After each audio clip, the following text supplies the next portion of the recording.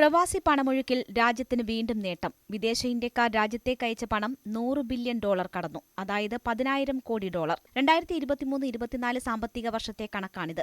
വിദേശ നിക്ഷേപത്തിന്റെ ഇരട്ടിയോളം വരുന്ന തുകയാണ് പ്രവാസി പണമായി രാജ്യത്തെത്തിയത്. തുടർച്ചയായ രണ്ടാം വർഷമാണ് 10,000 കോടി ഡോളറിലധികം ഈ വിധത്തിൽ രാജ്യത്തേക്കെത്തിയത്.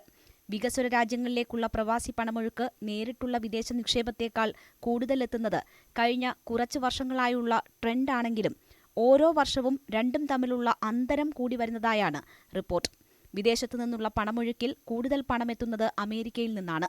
കോവിഡ് കാലത്തിന് ശേഷമുള്ള പ്രവാസി പണത്തിന്റെ ആകെ എത്തുന്ന പണത്തിന്റെ 23% അമേരിക്കയിൽ നിന്നാണെന്ന് റിസർവ് ബാങ്കിന്റെ സർവേ റിപ്പോർട്ടുകൾ സൂചിപ്പിക്കുന്നു. ആ സാഹചര്യങ്ങളുടെ തുടർച്ച തന്നെയാണ് പുതിയ കണക്കുകളും കാണിക്കുന്നത്.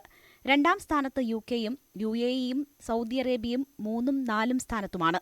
ഗൾഫ് രാജ്യങ്ങളിൽ നിന്നുള്ള പണം വരവ് കുറയുന്നു എന്നതാണ് ഈ കണക്കുകൾ സൂചിപ്പിക്കുന്നത്.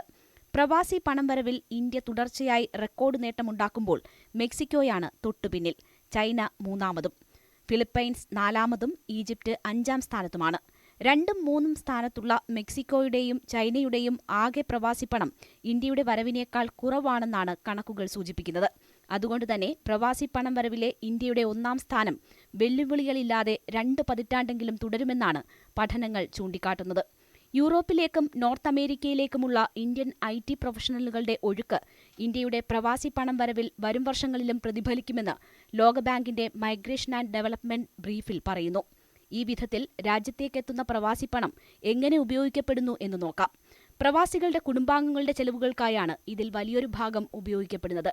ഒരു ഭാഗം നിക്ഷേപമായും മറ്റൊരു ഭാഗം ആസ്തികളായും മാറ്റപ്പെടുന്നു.